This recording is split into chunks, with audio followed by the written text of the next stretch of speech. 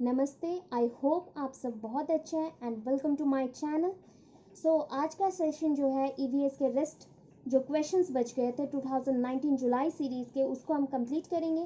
That is question number 77 से हमारा session आज स्टार्ट हो रहा है। दैट इज़ 77 नंबर के क्वेश्चन है, you are located at X and your school is located at Y. There is no straight path from your house to school. So you first go to A, which is 30 meter due north of X, then go to B, which is 40 meter due west of A, then go to C, which is 30 meter due north of B, and finally you reach your school at Y, which is 40 meter west of C. With respect to your school, the correct direction of your house is dash.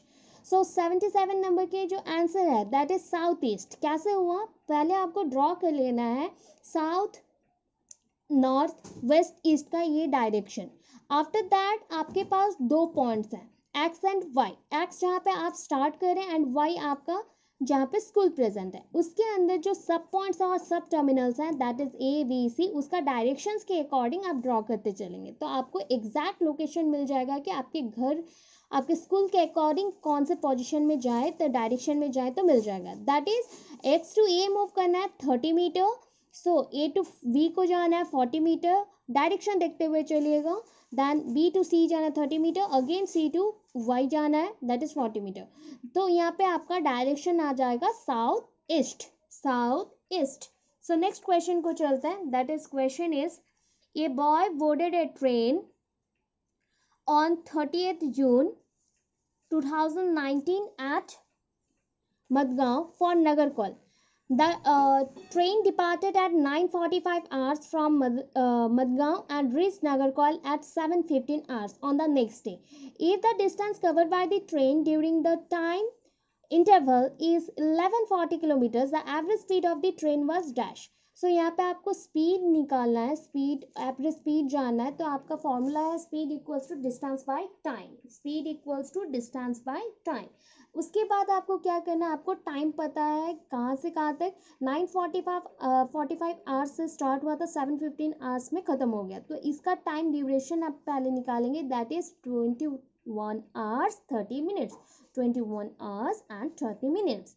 सो यहाँ पे 30 minutes को आप 5 count कर सकते हैं because हम 1 our को अगर ऐसे ही 10 काउंट कर रहे हैं सो हम यहाँ पे 30 को 5 काउंट कर सकते हैं। तो उससे इजी हो जाता है डिवीजन में, इतना फ्रैक्शन ऑफ डिफरेंस को हम ले सकते हैं। 30 को हाफ मानते हैं तो हाफ के अकॉर्डिंग 5 का काउंट कर सकते हैं, 0.5 जैसे मेंशन किया जाता है। सो 21.5, अभी 21.5 को आप नीचे रख लिए एंड आपका जो डिस्टेंस है दैट इज 1140 किलोमीटर्स, उसको ऊपर में लिख लिए। सो डी बाई टी को आप डिवाइड कर दीजिए, आपका आंसर मिल जाएगा। दैट इज नंबर 1, 78 का नंबर 1। ठीक है, देन नेक्स्ट क्वेश्चन में मूव करते हैं। तो नेक्स्ट क्वेश्चन है, in one of the forest of our country the village council panchayat alerts the land to forest people Adivasis for farming in a special unit called teen. What is teen? That means यहाँ पे बोला गया कि आपके एक one of the forest of our country, हमारे country के अंदर एक फॉरेस्ट है, वहाँ पे विलेज काउंसिल और विलेज पंचायत ने अलर्ट किया लैंड को, किस लिए, फॉरेस्ट पीपल के लिए, जहाँ पे वो फार्मिंग करेंगे। सो उस यूनिट को मीन्स जो यूनिट एरिया को लेके वो फार्मिंग करेंगे उसको हम टीन बोलेंगे। सो व्हाट इज टीन, उसके अकॉर्डिंग टीन कौन से हैं ऑप्शन में देखिए। सो यहाँ पे ऑप्शन हमारे पास कितने ऑप्शंस हैं, 4 ऑप्शंस हैं। That is a unit of land specially designed for the farmers of the forest. Number 2, a land with dimensions 100 meters into 100 meters. And number 3, a land on which a farmer grows 1 tin of seeds. And next, a land from which a farmer produces 1 tin of seeds. So यहाँ पे देखिए options आपको लगेंगे सारे correct हैं, but यहाँ पे third number वाला ऑप्शन करेक्ट होगा बिकॉज टीन ऑब्वियस, हम लोग टीन मीन्स होता है एक पर्टिकुलर ऐसा बकेट टाइप का, या फिर हम लोग टीन मीन्स एक ड्रम जैसा बोल सकते हैं, एंड उसके अंदर जितना सीड्स फिट हो सके उतने को ही ग्रो करना है। सो इतने हमने क्या किया, a land on which a farmer grows 1 tin of seeds। हो गया। नेक्स्ट, सो ऑप्शन 79 के 3, थर्ड ऑप्शन करेक्ट है 79 क्वेश्चन के लिए। सो अभी नेक्स्ट क्वेश्चन में चलेंगे, that is in which one of the following cities The mountains of sand called sand dunes are found. ये नॉर्मली सैंड डन्स दैट मीन छोटे छोटे से पहाड़ जैसे सैंड के, वो कैसे बनते हैं, दैट इज जैसे राजस्थान में है या फिर कोई भी डेजर्ट एरियाज में क्या होते हैं ना, सैंड के ऐसे विंड चलते हैं, एंड विंड जैसे ही चलता है तो वन डायरेक्शन में सैंड मूव करने लगता है एंड वो धीरे धीरे धीरे धीरे स्टोर होके एक पहाड़ जैसा बन जाता है. तो यहाँ पे सैंडन्स कहाँ पे हैं, सैंडन्स अबू धाबी में है, अबू धाबी. ठीक है. सो नेक्स्ट में चलते हैं 81 नंबर पे. That is we all observe old wells which have dried up. Our elders से that about 25 to 30 years ago there was sufficient water in the wells, but now these have completely dried up. Select from the following possible correct reasons for drying up of water in the wells. So options है हमारे पास, the lakes in which the rainwater used to collect are no longer there. Number B, the soil around the trees and well and nearby area is now covered with the coal tar and cement. Next, no one uses well as their taps in every house. And next option है इस question का, a number of electric motor driven pumps have come up to draw underground water. So कौन कौन से options correct आपको लग रहा है? सो नियर अबाउट सारे आंसर्स आपको करेक्ट लग रहे होंगे, बिकॉज यहाँ पे मगर देखिए एक चीज, जो ऑप्शन सी है, no one uses wells as there are tap in every house, ये ऑप्शन करेक्ट नहीं है, बिकॉज टैप्स होने के बाद भी लोग क्या होता है, टैप्स में तो ऑलवेज पानी नहीं आता, सो वेल्स को यूज कर सकते थे, बट वेल्स यूज नहीं हो रहे. क्यों नहीं हो रहे? बिकॉज यहाँ पे बोला गया कि क्यों ड्राइड अप हो गया, ये नहीं बोला गया कि हम लोग क्यों यूज नहीं किए. ड्राइड अप हो गया सो यूज में नहीं आ रहा है. सो ड्राइड अप किस लिए हो सकता है कि ये फर्स्ट ऑप्शन देखिए, the lakes in which the rain water use to collect and no longer there, जहाँ पे पॉन्ड्स थे वाटर को कलेक्ट करने के लिए रेन वाटर को, वो नहीं है.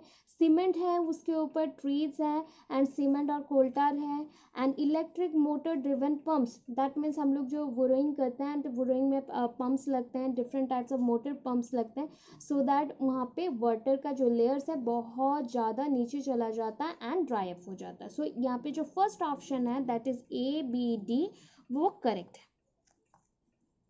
सो हम चलते हैं नेक्स्ट क्वेश्चन में. सो आपका नेक्स्ट क्वेश्चन है, ठीक है. सो नेक्स्ट है, इन EVS concepts and issues have not been compartmentalized into science and social science. Why? क्यों ऐसा हुआ? It is for decreasing the syllabus load. Syllabus of EVS has been prescribed as such by CBSE. The child looks at her and his environment in holistic manner, and it is a good teaching learning strategies. So issues have not been compartmentalized into science and social science. क्यों नहीं ऐसा किया गया? Because child looks at her and his environment in holistic manner. Obvious, जो हमारा EVS है हमारे surrounding को लेके है एंड ये होलिस्टिक पर्पज से अप्रोच है, सो दैट आपका थर्ड ऑप्शन करेक्ट होगा. देन नेक्स्ट देखिए, which of the following is true with respect to EVS subject of class 1 and class 2. class 1 and class 2 के लिए कौन सा EVS के साथ जो सेंटेंसेस है, रिलेटेड सेंटेंसेस है, वो करेक्ट है? दैट इज, देखिए, EVS as subject is not easy to understand at class 1 and class 2.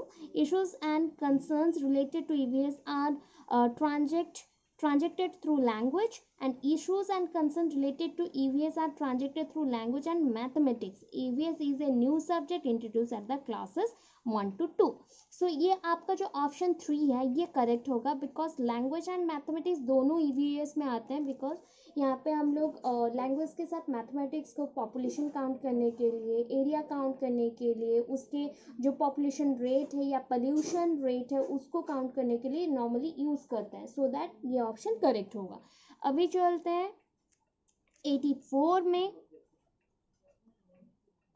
So in EVS, themes have been proposed instead of topics in the syllabus. Why? क्यों themes हम use करते हैं, ठीक है। Topics के अलावा हम लोग थीम्स क्यों यूज़ करते हैं, या फिर EVS themes have been proposed instead of topics, why. So यहाँ पे देखिए नॉर्मली ये होलिस्टिक अप्रोच है, लोकल एनवायरनमेंट एंड अंडरस्टैंड जो भी रिलेटेड इश्यूज हैं अंडरस्टैंडिंग के लिए, एनालाइज करने के लिए बहुत ही इंपॉर्टेंट है। For reducing chapters in EVS ये करेक्ट नहीं है। To enhance the environmental comprehension of the learner, the theme based EVS transaction is easy as compared to the topics, ये भी correct नहीं है। So this one is correct for developing connected and interrelated understanding of issues of learners local environment। So local environment के साथ जो जो issues है, just like pollution, just like hygienic related, disease related, pandemic, epidemics, जो भी situations है उसके related जो भी issues आते हैं उसको solve करने के लिए इसको किया गया है। Then 85 नंबर क्वेश्चन में चलते हैं। Which of the following is not one of the 6 broad theme of EVS in the present syllabus? That is, देखिए यहाँ पे बहुत सारे themes हैं, just like work and play है, analyze है, experiments हैं, different types of concept analysis है, observations हैं। तो उसमें से सबसे important है work and play, because food, shelter and things we make and do ये सारे है करेक्ट आंसर्स हैं, बट सबसे बेटर है वर्क एंड प्ले रिलेटेड, ठीक है। Is not one of the 6 broad things, ये इम्पॉर्टेंट नहीं है, बिकॉज नहीं के अकॉर्डिंग ये इम्पॉर्टेंट नहीं है। जो जो इम्पॉर्टेंट चीज़ है EVS, what is EVS? EVS का जब भी डेफिनेशन पूछा जाता है तो हम क्या बोलते हैं? The thing which is surrounded us and the things which is living and interrelated with the non-living, that is called EVS। so EVS में work, food, shelter सब कुछ आता है, but work and play एक साथ एट ए combination word में बहुत ही कम आता है। so ये हमारे लिए इम्पॉर्टेंट नहीं है, मीन्स इम्पॉर्टेंट के लिस्ट में ये फर्स्ट आएगा कि ये इम्पॉर्टेंट नहीं है। सर नेक्स्ट क्वेश्चन में आते हैं 86। Which one of the following is not true with respect to EVS? कौन सा करेक्ट नहीं है? देखिए options. EVS emphasizes descriptions and definitions. Number 2, nature of EVS is integrated. Number 3, EVS is based on child-centered learning. And number 4, EVS provides opportunities to the learner too. So यहाँ पे देखिए, so EVS emphasizes descriptions and definitions. Obvious है कि EVS descriptions देता है, definitions देता है। Nature of EVS is integrated, ये इंटीग्रेटेड है, बट ये अपर क्लासेस के लिए इंटीग्रेटेड है, बच्चों के लिए, बिकॉज आपका ये चाइल्ड डेवलपमेंट रिलेटेड रहता है। तो हमें ऐसा देखना है क्लास 1 to 10 के अंदर, सो आपको एडल्ट में नहीं जाना है। सो ये इंटीग्रेटेड क्लास 1 to 10 के लिए नहीं है। EVS is based on the child centred learning नहीं है, बिकॉज ये सराउंडिंग के बेस्ड में है, एनवायरमेंट के बेस्ड में है। So EVS provides opportunities to learner to. So ये प्रोवाइड करता है, बट एडल्ट को प्रोवाइड करता है, बच्चों को नहीं। सो 86 का 1 ऑप्शन करेक्ट है। देन नेक्स्ट क्वेश्चन में चलते हैं।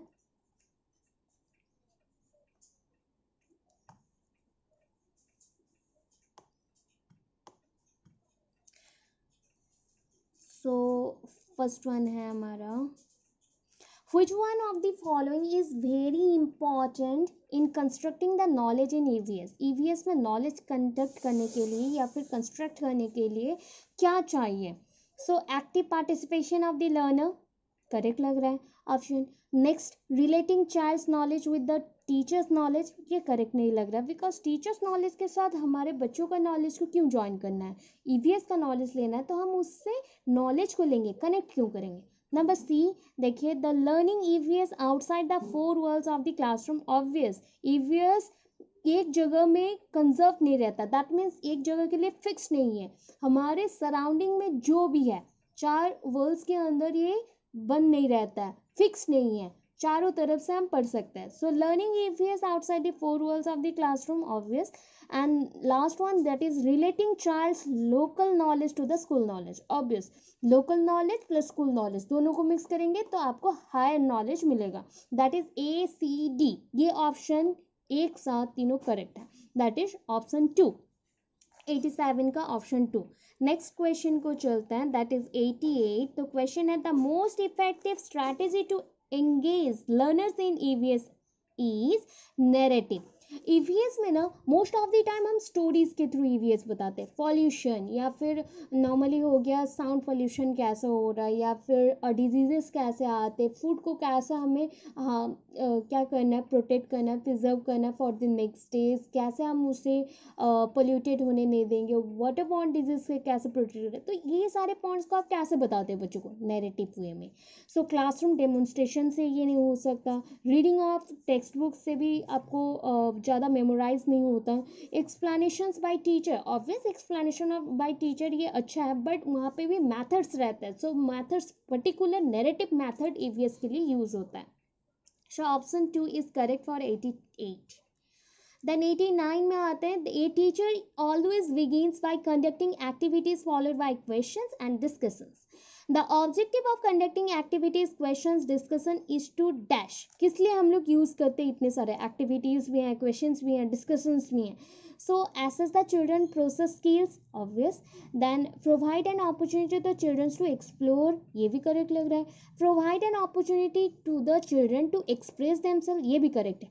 discriminate between the children based on their pace of learning, नहीं ये करेक्ट नहीं है, बिकॉज पेस ऑफ लर्निंग हर एक बच्चे का अलग अलग है, based on the individual differences. Individual differences के बेसिस पे creativity and interest of the persons differ करता है। सो उस अकॉर्डिंग अपर के जो 3 स्टेटमेंट्स हैं वो करेक्ट है, but D is not correct. So आपका 89 का फर्स्ट ऑप्शन करेक्ट है। So next last question, that is children should be encouraged to tap sources other than textbooks and teacher in EVS. Why? Textbook and teachers are not only the sources of EVS learning. Then next, it will promote the involvement of parents and communities. Next, it will provide opportunity to teachers to know the children's background or child's background. Then last, it will develop psychomotor skill and aesthetic sense of the children. So normally EVS normally क्या होता है ना, text book read करने से नहीं होता, because हम society से भी लर्न करते हैं, हमारे सराउंडिंग से भी लर्न करते हैं। तो यहाँ पे पेरेंट्स कम्युनिटीज़ भी इन्वॉल्व है, बच्चों का जो बैकग्राउंड है उसको भी हम जानने के लिए अपॉर्चुनिटी देते हैं। Text book and teachers limited sources तक रहता है, तो उसको छोड़ के भी हम एक्सप्लोर कर सकते हैं लर्निंग को। बट ये psychomotor skill and aesthetic sense of children को डेवलप करने में थोड़ा सा कम है, मीन्स ये भी करता है बट इसका परसेंटेज कम है। सो बाकी 3 सेंटेंस का जो स्टेटमेंट्स हैं वो सेंटेंसेस और स्टेटमेंट्स का परसेंटेज बहुत हाई है। So answer is option 3 ABC। ABC। अगर सपोज आपको ऐसे टाइप के क्वेश्चन आते, 4 स्टेटमेंट है, चारों करेक्ट लगता हो, तो आप देखिएगा मोस्ट अप्रोप्रिएट ऑप्शंस में कौन से आ रहे हैं। दैट इज देखिए नंबर 2 में BC है, बट ए भी लग रहा है कि मुझे करेक्ट है। बट नंबर 1 में CD है, जो D नहीं लग रहा है इतना करेक्ट है। ABC है तो ये करेक्ट लग रहा है, बट BCD है तो D रॉन्ग है। सो अप्रोप्रिएट ये होगा कि ABC, जहाँ पे most of the sentences correct है, उसी ऑप्शन को सिलेक्ट करें एंड आपका आंसर करेक्ट आएगा। आई होप आपका आज का क्लास अच्छा लगा हो, सेशन अच्छा लगा हो। Stay tuned for the next session. Thank you so much. Thanks for watching.